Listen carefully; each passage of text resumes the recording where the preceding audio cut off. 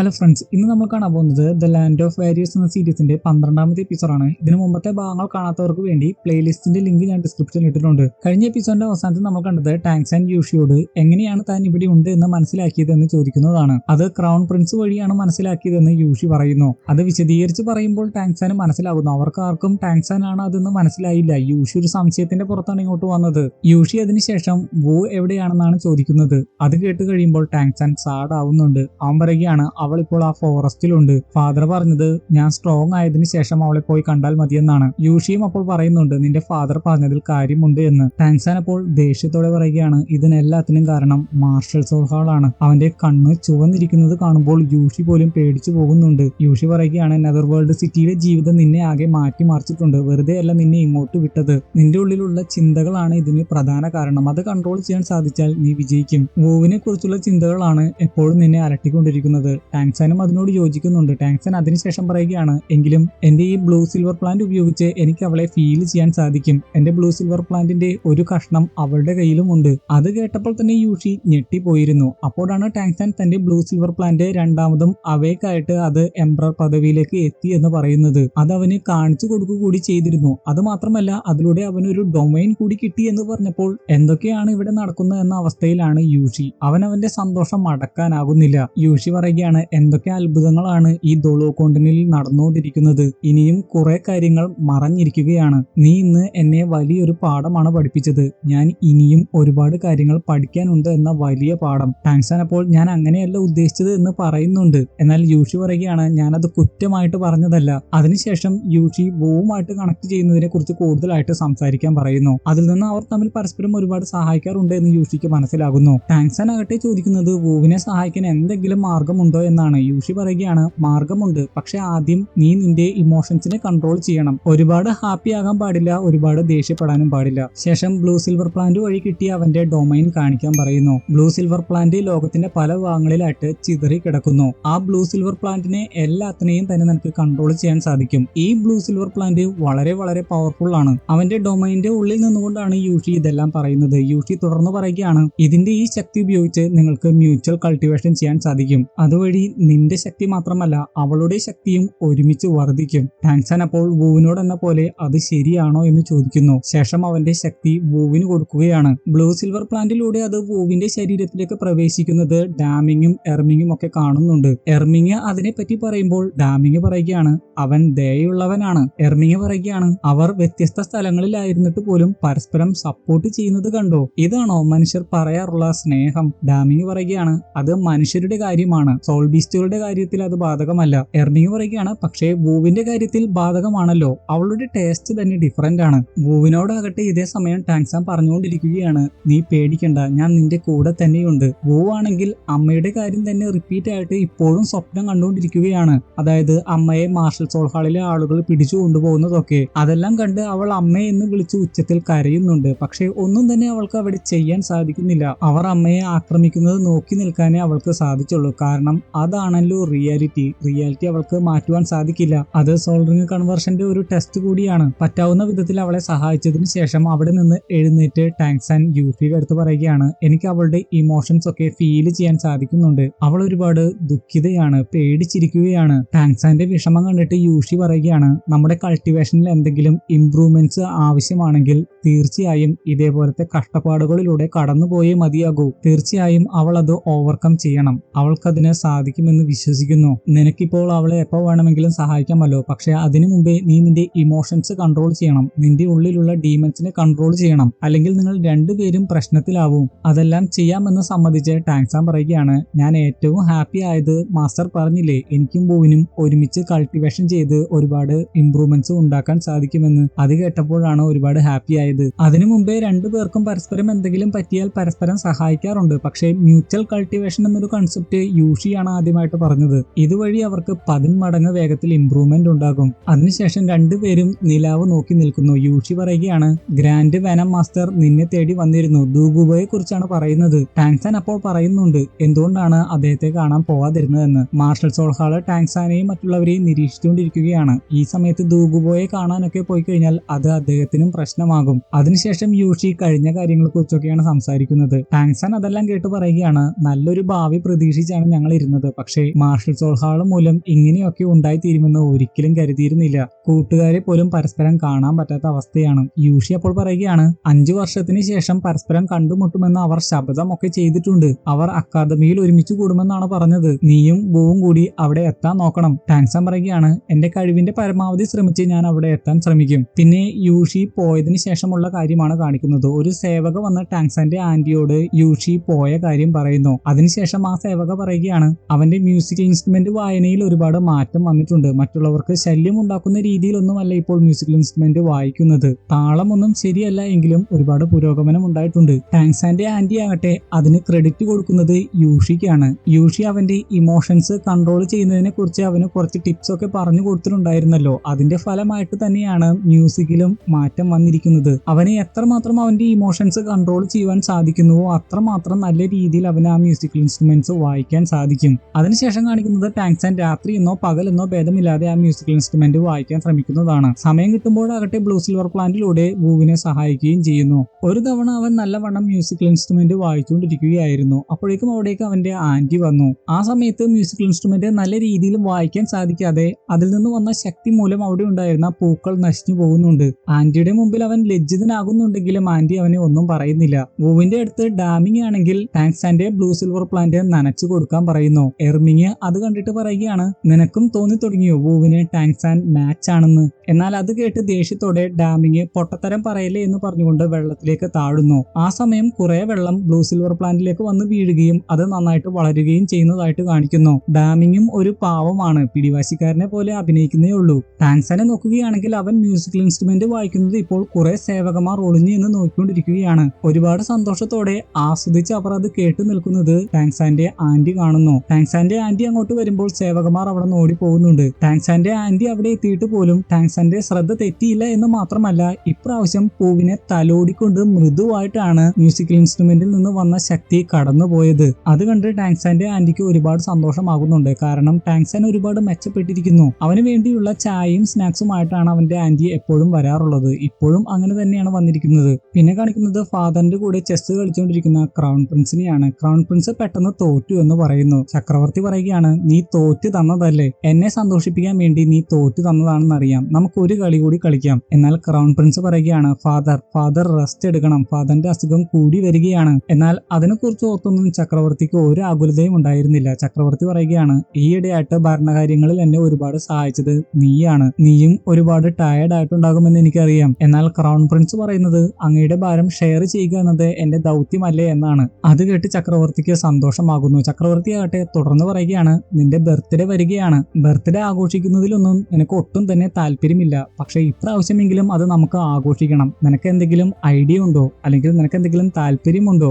ആഗ്രഹം ചോദിച്ചു കഴിയുമ്പോൾ പെട്ടെന്ന് തന്നെ ക്രൗൺ പ്രിൻസ് പറയുകയാണ്, ഹുലീനയുടെ കൂടെ ഡീമൺ ഡൊമൈൻ സ്വന്തമാക്കിയ ഹോത്തിയാൻ സെക്റ്റിൽ നിന്നുള്ള ഒരു സ്റ്റുഡന്റിനെ കുറിച്ച് നമ്മൾ സംസാരിച്ചില്ലേ? അത് കേട്ടപ്പോൾ തന്നെ ചക്രവർത്തി പറയുകയാണ്, ശരിയാണ്, അങ്ങനത്തെ ഒരാൾ നമ്മുടെ സാമ്രാജ്യത്തിൽ ഉണ്ടെങ്കിൽ നമുക്കതൊരു മുതൽക്കൂട്ടായിരിക്കും. അത് കേട്ടപ്പോൾ തന്നെ ക്രൗൺ പ്രിൻസ് പറയുകയാണ്, അവൻ മൂൺ പൗലിയനിൽ ഉണ്ട് എന്നാണ് എന്റെ നിഗമനം. കാരണം അന്ന് അവിടെ ഹുലീന വന്നു പോയപ്പോൾ മൂൺ പൗലിയന്റെ ഹെഡ് നല്ല ടെൻഷനിലായിരുന്നു, അതായത് ടാങ്സാന്റെ ആന്റി. അത് മാത്രമല്ല അവിടെ മുഖംമൂടി ധരിച്ച ഒരു സ്റ്റുഡന്റ് ജോയിൻ ചെയ്തിട്ടുണ്ടെന്നും അവൻ എക്സ്ട്രീംലി ടാലന്റഡ് ആണ്, മൂൺ പൗലിയനിലെ ഹെഡ് പ്രത്യേക പരിഗണന പോലും അവന് കൊടുക്കുന്നു എന്നും ഞാൻ കേട്ടു. അത് കേട്ട് ചക്രവർത്തി പറയുകയാണ്, മൂൺ പൗലിയനിലെ ഹെഡ് അങ്ങനെ എന്തെങ്കിലും നമ്മളിൽ നിന്ന് മറച്ചു വെച്ചിട്ടുണ്ടെങ്കിൽ എന്തെങ്കിലും പ്രത്യേക കാരണം ഉണ്ടാകും, അത് അവരോട് ചോദിക്കാൻ നിൽക്കണ്ട. ക്രൗൺ പ്രിൻസ് അതിന് സമ്മതിച്ചിട്ട് പറയുകയാണ്, എന്റെ ബർത്ത്ഡേക്ക് അവരെ വിളിക്കണം, അതുവഴി അത് അവൻ തന്നെയാണോ എന്ന് നമുക്ക് ടെസ്റ്റ് ചെയ്യാം. കാരണം നെതർ വേൾഡ് സിറ്റിയിൽ നിന്ന് പുറത്തു വന്നേക്കുന്നവർ പരസ്പരം ആക്രമിച്ച് കൊല്ലുവാൻ ശ്രമിക്കും. നമുക്ക് ഒരു ടെസ്റ്റ് നടത്താം, അതിലൂടെ നമുക്ക് അത് അവൻ തന്നെയാണോ എന്ന് മനസ്സിലാക്കാം. ചക്രവർത്തി പറയുകയാണ്, അങ്ങനെയെങ്കിൽ ബർത്ത്ഡേക്ക് അവരെ ക്ഷണിച്ചുകൊണ്ടുള്ള ഒരു രാജകൽപ്പന തന്നെ പുറപ്പെടുവിക്കാം. അപ്പോൾ മൂൺ പൗലിയന്റെ ഹെഡിന് അത് നിരസിക്കാനാകില്ലല്ലോ. പക്ഷേ അതിനുശേഷമുള്ള കാര്യങ്ങൾ നീ നോക്കിക്കൊള്ളണം. പിന്നെ കാണിക്കുന്നത് രാജാവിന്റെ ആ സന്ദേശം അവർക്ക് കിട്ടുന്നതാണ്. അത് കാണുമ്പോൾ തന്നെ ടാങ്സാന്റെ ആന്റിക്ക് എന്തോ പന്തികേട് മണക്കുന്നുണ്ട്. ടാങ്സാൻ പറയുകയാണ്, ഹുലീന എന്നെ തേടി ഇവിടെ വന്ന സമയത്ത് ക്രൗൺ പ്രിൻസും ഇവിടെ ഉണ്ടായിരുന്നല്ലോ, അവൻ തീർച്ചയായും എന്തെങ്കിലും മനസ്സിലാക്കിയിട്ടുണ്ടായിരുന്നിരിക്കണം. ഷ്രെക്ക് അക്കാദമിയിൽ വെച്ച് ഒരിക്കൽ ഞാൻ അവനെ കണ്ടിട്ടുള്ളതാണ്, അന്ന് തന്നെ എനിക്ക് മനസ്സിലായതാണ്, അവൻ ബുദ്ധിമാനാണ്. ടാങ്സാന്റെ ആന്റി പറയുകയാണ്, അവൻ നിന്നെ മനസ്സിലാക്കിയാലും കുഴപ്പമില്ല, കഴിവുള്ളവരെ തിയാൻതുവോ സാമ്രാജ്യത്തിലേക്ക് റിക്രൂട്ട് പ്രൊമോട്ട് ചെയ്യാനാണ് അവർ ശ്രമിച്ചുകൊണ്ടിരിക്കുന്നത്. ഇതും അതിന്റെ ഭാഗം തന്നെയായിരിക്കും. എന്നാൽ തനിക്കതിൽ ഒരു താല്പര്യവുമില്ല എന്നാണ് ടാങ്സാൻ പറയുന്നത്. വേറെ ഒരുപാട് കാര്യങ്ങൾ ചെയ്തു തീർക്കാനുണ്ട് എന്ന് അവൻ പറയുന്നു. ടാങ്സാന്റെ ആന്റി പറയുകയാണ്, ഇത് രാജകൽപ്പനയാണ്, അതുകൊണ്ട് എനിക്ക് എന്തായാലും പോയേ മതിയാകൂ. അതുകൊണ്ട് തന്നെ നിനക്കുള്ള ഒരു ടെസ്റ്റ് ആയിട്ട് ഞാൻ ഇത് കരുതുകയാണ്. ഈ ടെസ്റ്റിൽ വിജയിക്കുകയാണെങ്കിൽ നിനക്ക് ഇവിടം വിട്ട് നിന്റെ ഫാദറിന്റെ അടുത്തേക്ക് പോകാം. അവന്റെ അവിടെയുള്ള എല്ലാ പരിശീലനവും കഴിഞ്ഞതായിട്ട് പ്രഖ്യാപിക്കും. ടാങ്സാൻ പറയുകയാണ്, ഞാൻ അത് സമ്മതിച്ചു, പക്ഷേ ഞാൻ ഉടനെ പോവുകയാണ് എന്ന് കേൾക്കുമ്പോൾ ആന്റി കരയരുത്. ആന്റി ആകട്ടെ അത് ശരിയാണ്, കുറച്ച് ദിവസം കഴിഞ്ഞിട്ട് നിനക്ക് പൊക്കൂടെ എന്ന് ചോദിക്കുന്നുണ്ട്. ടാങ്സാൻ ആകട്ടെ ആന്റിക്ക് വേണ്ടി ഉണ്ടാക്കിയ ടീ കൊടുത്തതിനു ശേഷം ആ ബർത്ത്ഡേ ഫംഗ്ഷന് വേണ്ടിയുള്ള ഡ്രസ്സ് തയ്യാറാക്കാനുണ്ട് എന്ന് പറഞ്ഞ് അവിടുന്ന് പോകുന്നു. ആ ടീയിലാണെങ്കിൽ താങ്ക് യു എന്ന് എഴുതിയിട്ടുണ്ടായിരുന്നു. പിന്നെ കാണിക്കുന്നത് ബർത്ത്ഡേ ഫംഗ്ഷൻ ആണ്. ആഡംബരമായിട്ട് നല്ല രീതിയിൽ തന്നെയാണ് ബർത്ത്ഡേ ഫംഗ്ഷൻ നടത്തുന്നത്. ഒരുപാട് തരത്തിലുള്ള ഭക്ഷണങ്ങളും വൈനുകളും ഒക്കെ അവിടെ നമുക്ക് കാണാം. ബെങ്ങിനെ നോക്കുകയാണെങ്കിൽ ബോധം പോകുന്ന രീതിയിൽ അവൻ ഒരുപാട് മദ്യപിക്കുകയാണ്. അപ്പോഴും കുറെ പേർ അവിടെ മ്യൂസിക്കൽ ഇൻസ്ട്രുമെന്റ്സ് വായിക്കുന്നുണ്ട്. ക്രൗൺ പ്രിൻസ് മുഖംമൂടി ധരിച്ച ടാങ്സാനെ ശ്രദ്ധിക്കുന്നുണ്ട്. ക്രൗൺ പ്രിൻസ് അങ്ങോട്ട് വന്നു കഴിയുമ്പോൾ എല്ലാവരും ബർത്ത്ഡേ വിഷസ് നേരുന്നു. ഇതേ സമയം ക്രൗൺ പ്രിൻസ് ചോദിക്കുകയാണ്, നിന്നെ എനിക്ക് നല്ല പരിചയം തോന്നുന്നുണ്ടല്ലോ, നമ്മൾ എവിടെയെങ്കിലും കണ്ടിട്ടുണ്ടോ? ടാങ്സാൻ അപ്പോൾ പറയുകയാണ്, ഇത്രയ്ക്കും സുന്ദരനായിട്ടുള്ള ഒരു വ്യക്തിയെ എവിടെ വെച്ചെങ്കിലും ഞാൻ ഇതിനു മുമ്പ് കണ്ടിട്ടുണ്ടെങ്കിൽ തീർച്ചയായിട്ടും മറക്കില്ല. ബെങ്ങിന്റെ മുഖത്താകട്ടെ അതെല്ലാം കേട്ട് ഒരു പുച്ഛഭാവമാണ്. ക്രൗൺ പ്രിൻസ് ആകട്ടെ അതിനുശേഷം പറയുകയാണ്, മ്യൂസിക്കിൽ നീ ഒരു വിദഗ്ധനാണെന്ന് ഞാൻ കേട്ടു, എനിക്ക് വേണ്ടി നീ അത് ഒരു പ്രാവശ്യം പ്ലേ ചെയ്യാമോ? അത്രയ്ക്കും വലിയ ബഹുമതിക്കൊന്നും ഞാൻ അർഹനല്ല, അങ്ങനെയൊക്കെ പറഞ്ഞ് എന്നെ നാണം കെടുത്തല്ലേ എന്ന് പറഞ്ഞ് ടാങ്സാൻ അതിന് തയ്യാറാകുന്നുണ്ട്. എന്നാൽ ബെങ് മുന്നോട്ട് വന്നിട്ട് പറയുകയാണ്, ദയവ് ചെയ്ത് നീ അത് വായിക്കല്ലേ, ഞാൻ ഒരിക്കൽ കേട്ടിട്ടുള്ളതാണ്, നീ എന്റെ കൂടെ വന്ന് മദ്യപിക്കുന്നതായിരിക്കും നല്ലത്. അത് കേട്ട് ശാന്തനായിട്ട് ടാങ്സാൻ പറയുകയാണ്, എനിക്ക് അത്രയ്ക്ക് കഴിവും എക്സ്പീരിയൻസും ഒന്നുമില്ല, പക്ഷേ ഞാനിത് വായിക്കുമ്പോൾ ഒരു ഫണ്ണായിട്ട് എല്ലാവരും കരുതിയാൽ മതി. എന്നിട്ടും ടാങ്സാനെ ചൊറിയുന്ന രീതിയിലൊക്കെ അവനെ കൊണ്ട് വായിപ്പിക്കാതിരിക്കാൻ ബെങ് പലതും ശ്രമിക്കുന്നു. എന്നാൽ ക്രൗൺ പ്രിൻസ് കുറെ സേവകന്മാരെ വിട്ട് അവനെ അവിടെ നിന്ന് കൊണ്ടുപോകാൻ പറയുന്നു. പോകുന്നതിന് മുമ്പ് ഞാൻ പൂസായിട്ടില്ല എന്ന് പലതവണ ബെങ് ആവർത്തിച്ച് പറയുന്നുണ്ട്. ബെങ് പോയി കഴിയുമ്പോൾ ക്രൗൺ പ്രിൻസ് എല്ലാവരോടും ക്ഷമാപണം നടത്തുന്നു. എത്രയൊക്കെ ചൊറിയുന്ന രീതിയിൽ ബെങ് സംസാരിച്ചിട്ടും വളരെ കാമായിട്ടായിരുന്നു ടാങ്സാൻ പെരുമാറിയത്. അതിനുശേഷം ടാങ്സാൻ മ്യൂസിക്കൽ ഇൻസ്ട്രുമെന്റ് വായിച്ചു തുടങ്ങുകയാണ്. മറ്റുള്ളവരുടെ കൂടെയായിരുന്നു അവൻ അത് വായിച്ചത്. വായിച്ചു തുടങ്ങിയപ്പോൾ തന്നെ മനസ്സിലായി മറ്റുള്ളവർ എല്ലാവരും തന്നെ സോൾ മാസ്റ്റേഴ്സ് ആണ്. അവന് വേണ്ടി ക്രൗൺ പ്രിൻസ് ഒരുക്കിയ ട്രാപ്പ് ഇത് തന്നെയാണ്. എന്നാൽ ടാങ്സാനെ അവർക്ക് ഒന്നും തന്നെ ചെയ്യാൻ സാധിച്ചില്ല. ഒരു സ്ഥലത്ത് വെച്ച് പോലും അവർക്ക് മേൽക്കൈ ഉണ്ടായില്ല. ടാങ്സാൻ വായിക്കുന്നതിനനുസരിച്ച് അവർക്ക് പിടിച്ചു പോലും നിൽക്കാനാകുന്നില്ല. അതിന് അവനെ ഏറ്റവും സഹായിച്ചത് യൂഷിയുടെ വാക്കുകളായിരുന്നു. യൂഷി അവനോട് നേരത്തെ പറഞ്ഞിരുന്നല്ലോ അവന്റെ ഇമോഷൻസ് ഒക്കെ കൺട്രോൾ ചെയ്യണമെന്ന്. അവൻ അതിൽ വിജയിക്കുകയാണെങ്കിൽ വൂവിന് അത് ഒരുപാട് ഉപകാരമായിരിക്കും. മ്യൂച്വൽ കൾട്ടിവേഷൻ വഴി വൂവിന്റെ ഇമോഷൻസും ഇതിലൂടെ കൺട്രോൾ ചെയ്യാൻ സാധിക്കും. ടാങ്സാൻ എന്തെങ്കിലും നേട്ടം ഉണ്ടാവുകയാണെങ്കിൽ ആ നേട്ടം വൂവിനും ഉണ്ടാകും. അത് തന്നെയാണ് ഇവിടെ കാണിക്കുന്നത്. വൂവിനെ ഇപ്പോഴും അമ്മയുടെ സ്വപ്നങ്ങൾ വേട്ടയാടിക്കൊണ്ടിരിക്കുകയാണ്. പക്ഷേ ടാങ്സാൻ നല്ല രീതിയിൽ മ്യൂസിക്കൽ ഇൻസ്ട്രുമെന്റ്സ് കൺട്രോൾ ചെയ്ത് വായിക്കുമ്പോൾ വൂ സ്വപ്നം കാണുന്ന ആ സ്ഥലത്ത് ബ്ലൂ സിൽവർ പ്ലാന്റ് മുളച്ചു വരുന്നു. അത് കണ്ട് അവൾക്ക് ഒരുപാട് ആശ്വാസമാകുന്നുണ്ട്. കൺമുമ്പിൽ അമ്മ ആക്രമിക്കപ്പെടുന്നത് കണ്ട് അവൾ പേടിച്ച് വിറച്ചിരിക്കുകയായിരുന്നു. അത് കണ്ടപ്പോൾ അവൾക്ക് ഒരുപാട് ആശ്വാസമായി. പുറത്ത് വൂവിന്റെ മുഖം നോക്കുകയാണെങ്കിൽ ഭയമെല്ലാം പോയി ചെറിയ പുഞ്ചിരി വിടരുന്നതായിട്ട് കാണുവാൻ സാധിക്കും. അതിനുശേഷം മ്യൂസിക്കൽ ഇൻസ്ട്രുമെന്റ് വായിച്ചു കഴിയുമ്പോൾ എല്ലാവരും എഴുന്നേറ്റ് നിന്ന് ടാങ്സാനെ അഭിനന്ദിക്കുകയാണ്. അതിനുശേഷം മറ്റുള്ള എല്ലാവരും പോയി കഴിയുമ്പോൾ ക്രൗൺ പ്രിൻസ് തന്നെ അതൊരു ടെസ്റ്റ് ആയിരുന്നു എന്നും മറ്റുള്ളവരെല്ലാവരും സോൾ മാസ്റ്റേഴ്സ് ആയിരുന്നു എന്നും പറയുന്നുണ്ട്.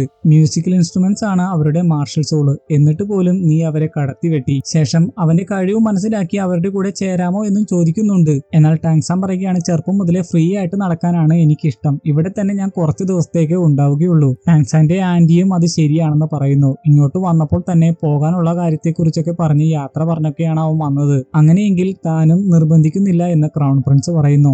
ബെങ് ആണെങ്കിൽ മദ്യപിച്ച് ലക്ക് കെട്ടവനെ പോലെ ഫാദറിന്റെ അടുത്ത് നിന്നുകൊണ്ട് പറയുകയാണ്, എന്റെ സഹോദരൻ ഗസ്റ്റുകളുടെ മുമ്പിൽ എന്നെ മാനം കെടുത്തി, എനിക്ക് നീതി വേണം. എന്നാൽ ചക്രവർത്തി പറയുകയാണ്, നീ എന്തിനാണ് നിന്റെ സഹോദരനെ ഇങ്ങനെ കഷ്ടപ്പെടുത്തുന്നത്? എന്റെ രണ്ടാമത്തെയും മൂന്നാമത്തെയും മകൻ മരിച്ചുപോയി, അതുകൊണ്ട് തന്നെ നാലാമത്തെ മകനായ നിന്നെ ഒരുപാട് ലാളിച്ചാണ് വളർത്തിയത്, അതിന്റെ കുഴപ്പമാണിത്. അപ്പോഴേക്കും മെഡിസിനുമായിട്ട് നമ്മൾ കഴിഞ്ഞ എപ്പിസോഡിൽ ഓർത്തു വെക്കാൻ പറഞ്ഞ ആ വ്യക്തി വരുന്നു. എന്നാൽ എന്തോ ഒരു പ്രത്യേക മുഖഭാവത്തോടെ അവിടെ നിന്ന് എഴുന്നേക്കാൻ പോകുന്ന രീതിയിൽ അയാളുടെ അടുത്തേക്ക് വന്ന് അയാളുടെ കയ്യിലുള്ള മെഡിസിൻസ് ഒക്കെ തട്ടിക്കളയുകയാണ് ബെങ്. ഇതിൽ നിന്ന് നമുക്ക് മനസ്സിലാക്കാം അവൻ മദ്യപിച്ച് ലക്ക് കെട്ടവനെ പോലെ അഭിനയിക്കുകയാണ്. അതിനുശേഷം അയാളുടെ കഴുത്തിന് കുത്തിപ്പിടിച്ചിട്ട് ബെങ് പറയുകയാണ്, എന്റെ ഫാദറിനെ ഒരുപാട് നാളായില്ലേ നിങ്ങൾ ചികിത്സിക്കാൻ തുടങ്ങിയിട്ട്, പെട്ടെന്ന് ഭേദമാക്കിയില്ലെങ്കിലുണ്ടല്ലോ. അപ്പോഴേക്കും ക്രൗൺ പ്രിൻസ് അങ്ങോട്ട് വന്ന് ദേഷ്യത്തോടെ ബെങ്ങിനെ തട്ടി മാറ്റിയിട്ട് പറയുകയാണ്, ഇനി ഇതുപോലെ നീ പ്രവർത്തിക്കുകയാണെങ്കിൽ ഫാദറിനെ കാണുവാൻ പോലും നിന്നെ ഞാൻ അനുവദിക്കില്ല. ശേഷം അംഗരക്ഷകരോട് അവനെ അവിടെ നിന്ന് കൊണ്ടുപോകാൻ പറയുന്നു. പറയുന്നു. അവൻ എപ്പോഴും ഞാൻ ഇവിടം വിട്ടു പോകില്ല എന്നൊക്കെ പറയുന്നുണ്ട്. അവൻ പോയി കഴിയുമ്പോഴാകട്ടെ മെഡിസിൻ കൊണ്ടുവന്ന ആ വ്യക്തിയോട് ക്രൗൺ പ്രിൻസ് വേറെ മെഡിസിൻസ് കൊണ്ടുവരാൻ പറയുന്നു.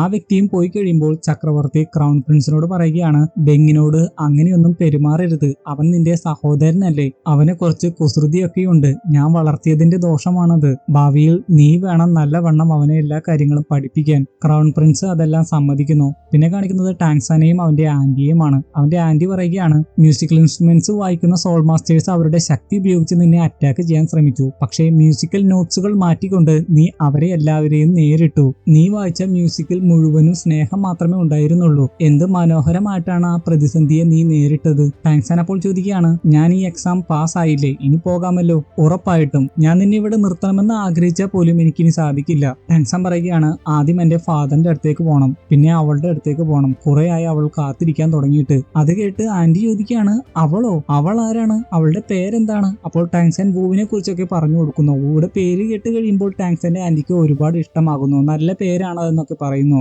ടാങ്സാൻ അപ്പോൾ പറയുന്നുണ്ട്, ഒരു ദിവസം അവളെ ആന്റിക്ക് പരിചയപ്പെടുത്തി തരാമെന്ന്. അതിനുശേഷം ബെങ്ങിനെ കുറിച്ചാണ് ചോദിക്കുന്നത്. ടാങ്സാന്റെ ആന്റി പറയുകയാണ്, ചക്രവർത്തി ഏറ്റവും ആകുലപ്പെടുന്നത് അവനെ കുറിച്ചാണ്, അതുകൊണ്ടാണ് ഇങ്ങോട്ട് വിട്ടത്. എന്നാൽ ടാങ്സാൻ പറയുകയാണ്, പക്ഷെ എനിക്ക് എന്തോ വ്യത്യസ്തമായിട്ടാണ് തോന്നുന്നത്. ക്രൗൺ പ്രിൻസിന്റെ പദ്ധതി മനസ്സിലാക്കിയാണ് എന്നെ മ്യൂസിക് പ്ലേ ചെയ്യാൻ അവൻ അനുവദിക്കാതിരുന്നത്. ആന്റി പറയുകയാണ്, നിനക്ക് അങ്ങനെ എന്തെങ്കിലും സംശയമുണ്ടെങ്കിൽ അവനെ ഞാൻ നിരീക്ഷിക്കാം. അതിനുശേഷം വിഷമത്തോടെ കണ്ണു നിറഞ്ഞാണ് ടാങ്സാന്റെ ആന്റി അവനെ യാത്രയാക്കുന്നത്. അവന് വേണ്ടി കാത്തിരിക്കുമെന്നും പറയുന്നുണ്ട്. പിന്നെ കാണിക്കുന്നത് ബെങ്ങിനെയാണ്. അംഗരക്ഷകർ അവനെ കട്ടിൽ കൊണ്ടുവന്ന് കിടത്തിയിട്ട് അവിടുന്ന് പോകുന്നു. അവൻ ഉറങ്ങിയെന്ന് കരുതിയാണ് പോകുന്നത്. എന്നാൽ അവർ പോയി കഴിയുമ്പോൾ തന്നെ അവൻ കണ്ണു തുറക്കുന്നു. ഇതെല്ലാം തന്നെ അവന്റെ അഭിനയമായിരുന്നു. അപ്പോഴേക്കും ഗ്രാൻഡ് വെനം മാസ്റ്റർ ആയിട്ടുള്ള ദൂഗുബോയും അവിടെ എത്തുന്നു. ദൂഗുബോയ്ക്ക് അവന്റെ കയ്യിലുണ്ടായിരുന്ന ഒരു മെഡിസിൻ കൊടുക്കുകയാണ്. അത് വേറൊന്നുമല്ല, നേരത്തെ ഫാദറിന് അവർ കൊടുക്കാൻ കൊണ്ടുവന്ന മെഡിസിൻ തന്നെയായിരുന്നു. അവൻ അത് തട്ടിക്കളഞ്ഞിരുന്നല്ലോ. ക്രൗൺ പ്രിൻസ് അവനെ തള്ളി മാറ്റുന്ന സമയത്ത് അവൻ അത് എടുത്തിരുന്നു. ഇതിൽ നിന്ന് നമുക്കൊരു കാര്യം മനസ്സിലാക്കാം, ബെങ് ഒരു പാവമാണ്, ദുഷ്ടന്റെ പോലെ അഭിനയിക്കുന്നേ ഉള്ളൂ.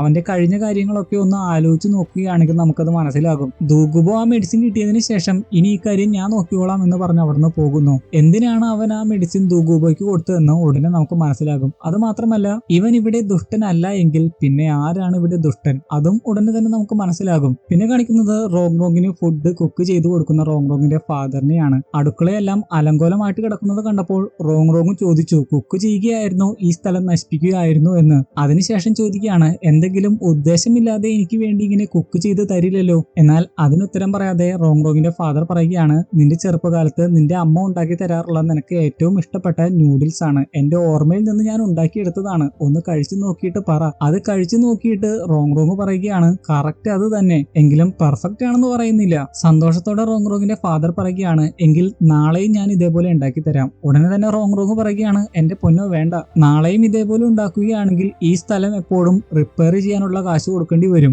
അത് കേട്ട് റോങ്റോങ്ങിന്റെ ഫാദർ ചിരിക്കുന്നു. അതിനുശേഷം അയാൾ പറയുകയാണ്, ഓസ്കാർ പോയതിനു ശേഷം ഇപ്പോഴാണ് നിന്നെ ഒന്ന് ചിരിച്ചു കാണുന്നത്. റോങ്റോങ് അപ്പോൾ പറയുകയാണ്, എന്നെ ചിരിച്ചു കാണുന്നതിന് വേണ്ടിയാണോ ഇതൊക്കെ ചെയ്തത്? അതെ എന്ന് റോങ്റോങ്ങിന്റെ ഫാദർ പറയുന്നു. ഞാൻ അങ്ങനെയൊന്നും ചെയ്യാൻ പാടില്ലായിരുന്നു, നമ്മുടെ സെക്റ്റിന്റെ റൂള് കാരണമാണ് ഞാൻ അങ്ങനെയൊക്കെ ചെയ്തത്. നിന്റെ സന്തോഷം തന്നെ അവനാണ് എന്ന് എനിക്ക് അറിയില്ലായിരുന്നു. എടുത്തു ചാടി ഞാൻ മണ്ടത്തരം കാണിച്ചു. നീ അനുവദിക്കുകയാണെങ്കിൽ ഇപ്പോൾ തന്നെ ആളുകളെ വിട്ട് അവനെ ഞാൻ ഇവിടെ എത്തിക്കാം. എന്നാൽ റോങ്റോങ് വേണ്ട എന്ന് പറയുന്നു. ഇവിടം വിട്ടു പോകുക എന്നുള്ളത് അവന്റെ തീരുമാനമായിരുന്നു. ലക്ഷ്യത്തിലെത്താതെ അവൻ തിരികെ വരില്ല. സോൾ മാസ്റ്റേഴ്സിനെ പോലും നേരിടാൻ സാധിക്കുന്ന നല്ലൊരു സപ്പോർട്ട് ബ്രാഞ്ച് സോൾ മാസ്റ്റർ ആയിട്ട് അവൻ തിരികെ വരും. അവന്റെ കഴിവിൽ എനിക്ക് നല്ല വിശ്വാസമുണ്ട്. പിന്നെ ഞാനിവിടെ വെറുതെ ഇരിക്കുകയല്ല, ഞാനും സ്വയം ശക്തിപ്പെടുത്താനുള്ള കാര്യങ്ങളൊക്കെ ചെയ്തുകൊണ്ടിരിക്കുകയാണ്. ഞങ്ങൾ രണ്ടുപേരും വാക്ക് പറഞ്ഞത് അങ്ങനെയാണ്. അതിനുശേഷം എന്തോ മറന്നവളെ പോലെ ആ ഭക്ഷണം ഫാദറിന് തന്നെ തിരികെ കൊടുത്തിട്ട് റോങ്റോങ് പറയുകയാണ്, എനിക്ക് ഉടനെ തന്നെ പോണം. എന്താണ് കാര്യമെന്ന് ഫാദർ ചോദിച്ചു കഴിയുമ്പോൾ റോങ്റോങ് പറയുകയാണ്, ഗ്രാൻഡ്പ എന്നെ പ്രാക്ടീസ് ചെയ്യിപ്പിക്കാന്ന് പറഞ്ഞിട്ടുണ്ട്, വൈകിയാൽ 50 കിലോമീറ്റർ എനിക്ക് ഓടേണ്ടി വരും. പിന്നെ ഈ ഭക്ഷണത്തെ കുറിച്ച് പറയുകയാണെങ്കിൽ അത് നല്ലതായിരുന്നു, പക്ഷെ ഇനി ആവർത്തിക്കരുത്.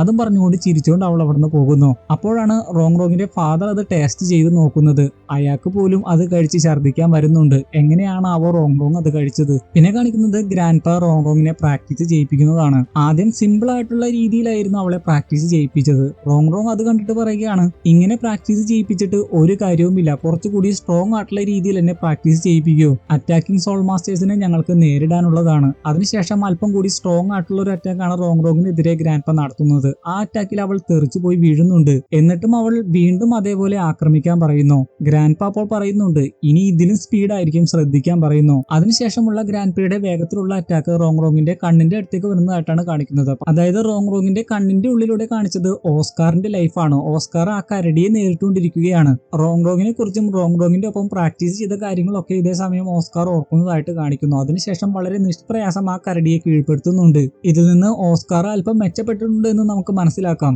റോങ്ങിനെ നോക്കുകയാണെങ്കിൽ ഗ്രാൻഡ് പ റോങ്ങിന്റെ കഴിവ് എന്താണെന്ന് മനസ്സിലാക്കി. അതുകൊണ്ട് തന്നെ അതിൽ സ്പെഷ്യൽ ആയിട്ട് ഫോക്കസ് ചെയ്യാൻ പറയുന്നു. അതെല്ലാം കേട്ട് റോങ്ങിന് തന്നെ നല്ല കോൺഫിഡൻസ് ആകുന്നു. അവളുടെ പ്രാക്ടീസും പുരോഗമനവും ഒക്കെ കാണുമ്പോൾ റോങ്ങിന്റെ ഫാദറിനും ഒരുപാട് സന്തോഷമാകുന്നുണ്ട്. സേഫ് ആയിട്ടിരിക്കണം എന്ന് പറഞ്ഞ റോങ്ങിന്റെ വാക്കുകളാണ് എപ്പോഴും ഓസ്കാറിന്റെ ചെവിയിൽ എത്തുന്നത്. അത് മാത്രമല്ല, ഇപ്പോൾ അവൻ നോക്കിക്കൊണ്ടിരിക്കുന്നത് അവസാനമായിട്ട് അവന് കൊടുത്ത ടാങ്ക്സൻ ഉണ്ടാക്കിയ ആ വെപ്പണാണ്. അത് അവന് വെറും ആയുധം മാത്രമല്ല, റോങ്ങിന്റെ ഓർമ്മകൾ കൂടിയാണ്. ഈ ആയുധം ഉപയോഗിച്ച് അവനൊരു കരടിയെ കൊന്നിരുന്നല്ലോ. അതിൽ നിന്ന് വല്ല സോൾ ബോൺ കിട്ടുമോ എന്നറിയാൻ വേണ്ടി കുറെ ആളുകൾ അതിന് ചുറ്റിനും നോക്കി നിൽക്കുകയാണ്. അതിൽ നിന്ന് സോൾ ബോൺ ഒന്നും കിട്ടില്ല എന്ന് മനസ്സിലാവുമ്പോൾ അവർ നിരാശയിലാകുന്നു. എങ്കിലും അവർ ആലോചിക്കുകയാണ്, പവർഫുൾ ആയിട്ടുള്ള ഈ മൃഗത്തെ കൊന്നത് ഒരു സപ്പോർട്ട് ബ്രാഞ്ച് സോൾ മാസ്റ്റർ ആണ്. അവൻ എക്സ്ട്രാ ഓർഡിനറി ആയിട്ടുള്ള ഒരു വ്യക്തിയാണ്. സോൾ ബോൺ കിട്ടിയില്ലെങ്കിലും അവന്റെ കയ്യിലുള്ള ആയുധമെങ്കിലും കിട്ടിയാൽ മതി. അതുപയോഗിച്ച് നമുക്ക് ഒരുപാട് പണം ഉണ്ടാക്കാം. അവന് നമ്മളെ വിശ്വാസമില്ല. ഉചിതമായ സമയം കിട്ടുമ്പോൾ അത് നമുക്ക് സ്വന്തമാക്കാൻ ശ്രമിക്കണം. ഇതെല്ലാം തന്നെ ഓസ്കാറും കേൾക്കുന്നുണ്ടായിരുന്നു. അവർ ദൂരെ നിന്നായിരുന്നു സംസാരിച്ചത്.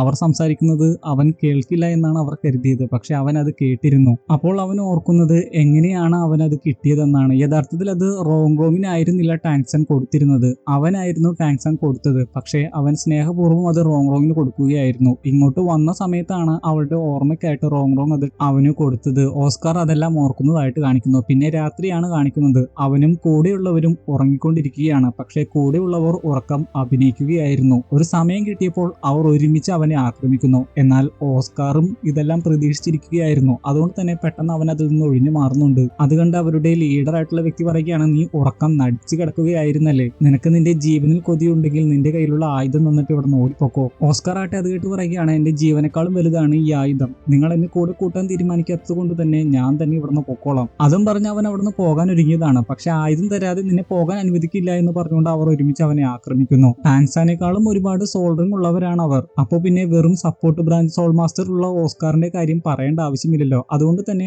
ആക്രമണം ഏറ്റവും തെറിച്ചു പോയി വീണ് ചോര തുപ്പുന്നുണ്ട്. എങ്കിലും അവിടുന്ന് ഒരു വിധത്തിൽ എഴുന്നേറ്റ് ഓടി രക്ഷപ്പെടുന്നു. അവരാകട്ടെ അവനെ വിടാതെ പിന്തുടരുന്നു. അത് അവന്റെ ഒരു പ്ലാൻ ആയിരുന്നു. പെട്ടെന്ന് തിരിഞ്ഞുകൊണ്ട് അവരുടെ നേരെ അവൻ ടാങ്ക്സാന്റെ ആയുധം പ്രയോഗിക്കുന്നു. അവരുടെ നേതാവിന്റെ നേരെയായിരുന്നു ഉന്നം വെച്ചത്. പക്ഷെ മറ്റൊരു വ്യക്തിയെ മുന്നിൽ നിർത്തി നേതാവ് രക്ഷപ്പെടുന്നു. ആ വ്യക്തിക്ക് നല്ലവണ്ണം പരിക്കേറ്റിരുന്നു. അവരുടെ നേതാവായിട്ടുള്ള വ്യക്തി പറയുകയാണ്, വെറും സപ്പോർട്ട് ബ്രാഞ്ച് സോൾ മാസ്റ്റർ ആയിട്ടുള്ള നീ ഞങ്ങളിൽ നിന്ന് രക്ഷപ്പെടാൻ ശ്രമിക്കുകയാണോ? അത് സ്വപ്നം കണ്ടാൽ മതി. അപ്പോഴേക്കും അവർ പേടിപ്പെടുത്തുന്ന ഒരു മൃഗത്തിന്റെ ശബ്ദം കേൾക്കുന്നു. അതിന്റെ ശബ്ദം കേട്ട് അവർ പറയുകയാണ്, അത് ഫിയറി ബീസ്റ്റ് ആണ്. ഉടനെ തന്നെ നമുക്ക് ഇവിടുന്ന് പോകണം. ഇവനെ നമുക്ക് പിന്നീട് നോക്കാം. ശേഷം അവരവിടുന്ന് ഓടിപ്പോയി കഴിയുമ്പോൾ ഓസ്കാറും അവിടുന്ന് ഓടി രക്ഷപ്പെടാൻ ശ്രമിക്കുന്നുണ്ട്. പക്ഷെ പരിക്കേറ്റ് വീണ് കിടക്കുന്ന വ്യക്തി അവന്റെ കാലിൽ പിടിച്ചുകൊണ്ട് എന്നെയും രക്ഷിക്കാൻ പറയുന്നു. കരഞ്ഞുകൊണ്ട് അവൻ പറയുകയാണ്, കിടപ്പിലായിട്ടുള്ള എന്റെ പാരന്റ്സിന് ഞാൻ മാത്രമേ ഉള്ളൂ ഏക ആശ്രയം. 7 സോൾ റിങ്ങുകളുള്ള വാർ സോൾ മാസ്റ്റർ ആണ് ഞാൻ. നീ ഒരു സാധാരണ സപ്പോർട്ട് ബ്രാഞ്ച് സോൾ മാസ്റ്റർ അല്ല എന്ന് എനിക്കറിയാം. നമുക്ക് രണ്ടുപേർക്കും ഒരുമിച്ച് പ്രവർത്തിക്കാം, ഒരുപാട് നേട്ടങ്ങൾ കൊയ്യാം. എന്നാൽ എനിക്ക് നിന്നെ രക്ഷിക്കാൻ സാധിക്കില്ല എന്ന് പറഞ്ഞുകൊണ്ട് ഓസ്കാറും അവിടുന്ന് ഓടിപ്പോകുന്നു. ആ വ്യക്തി അപ്പോൾ ഇല്ല, എനിക്ക് മരിക്കാനാകില്ല എന്നൊക്കെ പറഞ്ഞ് ഇഴഞ്ഞിഴഞ്ഞ് അവിടുന്ന് രക്ഷപ്പെടാൻ ശ്രമിക്കുന്നുണ്ട്. അപ്പോഴാണ് ആ മൃഗത്തെ കാണിക്കുന്നത്. ഭയാനകത്വം സൃഷ്ടിക്കുന്ന മൃഗം തന്നെയായിരുന്നു അത്. അതിന്റെ കണ്ണ് മാത്രമേ കാണിക്കുന്നുള്ളൂ എങ്കിൽ തന്നെ പേടിയാകുന്നുണ്ട്. പരിക്ക് പറ്റിയ വ്യക്തിയാകട്ടെ വേദന മൂലം ഉച്ചത്തിൽ അലറി കരഞ്ഞുകൊണ്ടിരിക്കുകയായിരുന്നു. പെട്ടെന്നായിരുന്നു ഓസ്കാർ വന്ന് അവനെ രക്ഷിച്ചുകൊണ്ട് പോയത്. എന്തുകൊണ്ടാണ് ഓസ്കാറിന്റെ മൈൻഡ് പെട്ടെന്ന് മാറിയതെന്ന് മനസ്സിലായില്ല. അതിനുശേഷം തന്റെ ഫാദറിന്റെ അടുത്തേക്ക് വരുന്ന ടാങ്ക്സാനെയാണ് കാണിക്കുന്നത്. എന്നാൽ ടാങ്ക്സാന്റെ ഫാദറിന്റെ ഇടത്തെ കാലും വലത്തെ കൈയും ഇല്ലായിരുന്നു. ഒരുപാട് ആകുലതയോടെ ഫാദറിന്റെ അടുത്ത് വന്ന് ആരാണ് ഇത് ഫാദറിനോട് ചെയ്തതെന്ന് ചോദിക്കുന്നുണ്ട്. ഇതോടെ ഈ എപ്പിസോഡും ഇവിടെ കഴിഞ്ഞിരിക്കുകയാണ്. പോകുന്നതിന് മുമ്പ് പ്രധാനപ്പെട്ട 2 കാര്യങ്ങൾ പറയാനുണ്ട്. അടുത്തത് നിങ്ങൾക്ക് എന്ത് സീരീസ് ആണോ വേണ്ടത് അത് നിങ്ങൾക്ക് വോട്ട് ചെയ്യാവുന്നതാണ്. വെബ്സൈറ്റിലാണ് ആ ഒരു ഓപ്ഷൻ ഇട്ടിരിക്കുന്നത്. കാരണം വെബ്സൈറ്റിൽ നിങ്ങൾക്ക് നിങ്ങളുടെ ഓപ്ഷൻ ഇടുകയാണെങ്കിൽ അത് മറ്റുള്ളവർക്ക് കൂടി വോട്ട് ചെയ്യാനുള്ള ഓപ്ഷൻ ആയിട്ട് വരും. അത് മാത്രമല്ല, യൂട്യൂബ് വീഡിയോസിൽ പറയാൻ സാധിക്കാത്ത മറ്റു വാർത്തകളും എല്ലാ വാർത്തകളും വെബ്സൈറ്റിൽ അപ്ലോഡ് ചെയ്യുന്നതായിരിക്കും. അതുകൊണ്ട് ഇടയ്ക്കിടയ്ക്ക് വെബ്സൈറ്റ് വിസിറ്റ് ചെയ്യുന്നതിനെ പറ്റിയും ഞാൻ ഓർമ്മിപ്പിക്കുന്നതായിരിക്കും. അപ്പോൾ അടുത്ത വീഡിയോയിൽ നമ്മൾ ഉടനെ തന്നെ കാണും. അതുവരെ ഗുഡ് ബൈ.